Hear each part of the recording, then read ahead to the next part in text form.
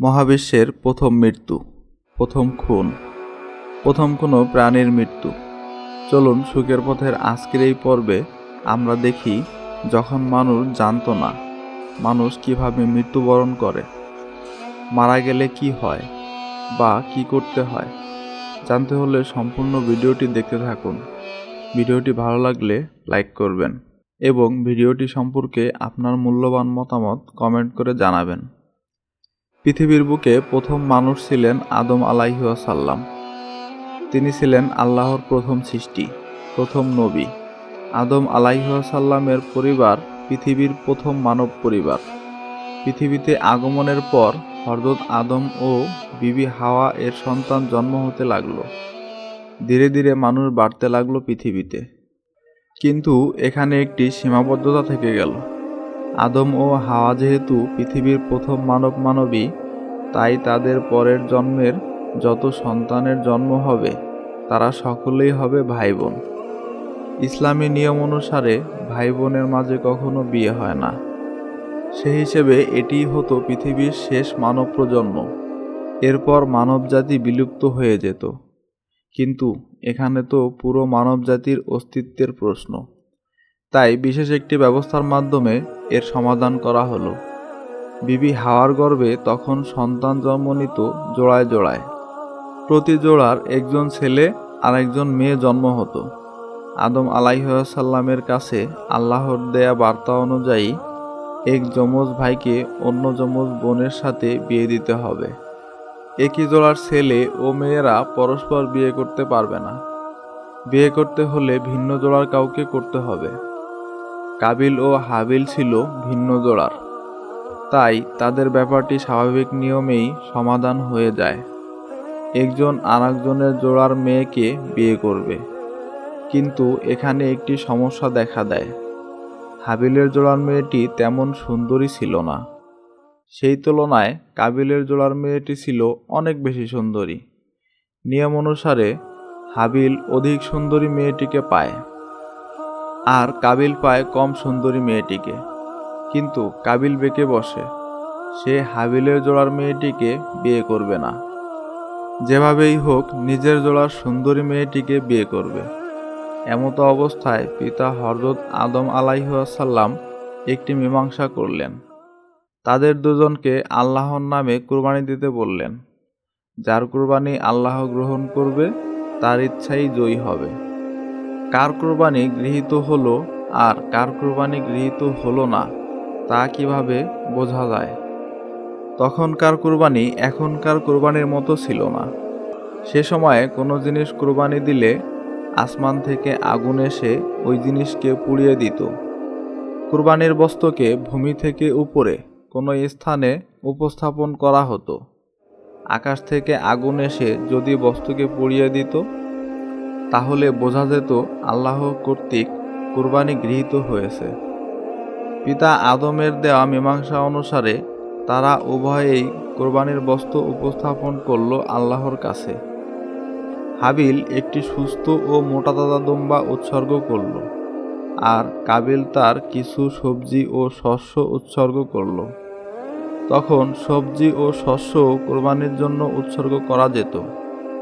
কোনো কোনো উৎস থেকে জানা যায় হাবিল উৎসর্গ করেছিল উৎকৃষ্ট মানের দুম্বা, আর কাবিলের শস্য ছিল নিকৃষ্ট মানের। আল্লাহ হাবিলের কুরবানিকেই কবুল করলেন। উপর থেকে আগুন দিয়ে দুম্বাটিকে পুড়িয়ে দিলেন, কিন্তু কাবিলের শস্যকে কিছুই করলেন না। সে হিসেবে বিয়ের নিয়মটা আগের মতোই রইল। হাবিল বিয়ে করবে কাবিলের জোড়ায় জন্ম নেয়া মেয়েটিকে। কিন্তু কাবিল এই অপমান সহ্য করতে পারল না। সে ভাবল, হাবিলের জন্য তার কুরবানি আল্লাহ গ্রহণ করেননি। কুরবানিতে প্রত্যাখ্যান হওয়াতে এবং স্ত্রী হিসেবে কাঙ্ক্ষিত মেয়েকে না পাওয়াতে সে অত্যন্ত রাগান্বিত হয়ে গেল। ক্রোধের বশে হাবিলকে সে বলল, তোর ইচ্ছে কোনোভাবেই আমি পূরণ হতে দেব না। প্রয়োজনে তোকে হত্যা করব, যেন তুই আমার জোড়ার মেয়েটিকে বিয়ে করতে না পারিস। কোনো কোনো উৎস থেকে জানা যায় তাকে এমন সর্বনাশা ভাবনার উস্কানি দিয়েছিল সেই পাপিষ্ঠ ইবলিস শয়তান। কাবিলের এমন আচরণে হাবিল অনেক সুন্দর উত্তর দিয়েছিল। সে বলেছিল, আল্লাহ তাদের কুরবানি কবুল করেন যার উদ্দেশ্য সৎ, আর তুমি আমাকে হত্যা করার উদ্দেশ্যে আমার গায়ে আঘাত করলেও আমি তোমাকে কিছুই করব না, কারণ আমি আমার প্রতিপালককে ভয় করি। কিন্তু এই কথায় কাবিলের উদ্দেশ্যের কোনো পরিবর্তন হলো না। ক্রোধের বশবর্তী হয়ে সে হত্যা করল তার আপন ভাইকে। হাবিলকে মেরে ফেলে কাবিল ভয়ানক বিপদে পড়ে গেল। হতভম্ব হয়ে দাঁড়িয়ে সে চিন্তা করতে লাগলো, কি করবে? কিছুই স্থির করতে পারল না। সে পাগলের মতো এদিক ওদিক ছোটাছুটি করতে লাগলো। হাবিলের লাশটার কি গতি হবে তা সে ভেবে পেল না। এই ঘটনার পূর্বে কোনো মানুষ মরেনি, খুন খারাপিও কোনোদিন হয়নি।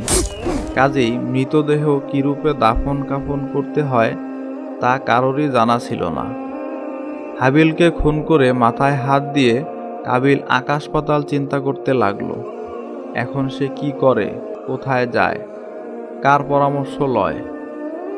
আল্লাহ তাআলা কাবিলের বিপদ বুঝতে পেরে দুইটি কাককে সেই স্থানে পাঠিয়ে দিলেন।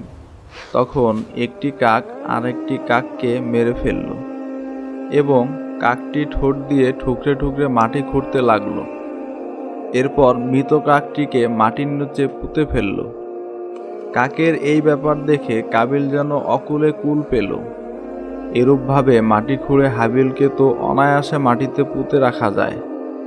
কথাটা মনে হতেই কাবিল একখানা অস্ত্র সংগ্রহ করে এনে মাটি খুঁড়ে হাবিলকে কবর দিল। তারপর অনুতপ্ত হয়ে ভাইয়ের শোকে ফুপিয়ে ফুপিয়ে কাঁদতে লাগলো। হাবিল কাবিল আর দুনিয়ার প্রথম মৃত্যুর এই ভিডিওটি যদি আপনার ভালো লাগে তাহলে প্রিয়জনদের সাথে শেয়ার করুন, যেন এই গুরুত্বপূর্ণ জ্ঞান সবার মাঝে ছড়িয়ে যায়। কারণ আল্লাহ তাআলা বলেন, দুনিয়ায় যত খুন হবে তার অপরাধের কিছু গুনাহ কাবিলের আমলনামায় যুক্ত হবে, কারণ দুনিয়ার প্রথম মৃত্যুর অপরাধ তিনি নিজেই শুরু করেন। তাই আসুন আমরা সকলে সতর্ক হই, যেন আমাদের কারণে কোনো অপরাধ না হয়। কারণ আমাকে দেখে যদি আমার মতো কেউ অপরাধ করে তাহলে তার অপরাধের কিছু গুনাহ আমার আমলনামায় যুক্ত হবে। এভাবে চলতেই থাকবে যতদিন এই অপরাধ আর দুনিয়া চলতে থাকবে।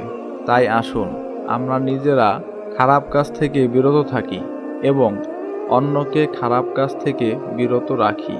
আল্লাহ যেন আমাদের সবাইকে তৌফিক দান করেন। আমিন। আমাদের চ্যানেলটি সাবস্ক্রাইব করে পাশে থাকুন এমন সব ইসলামী শিক্ষণীয় বিষয় জানতে।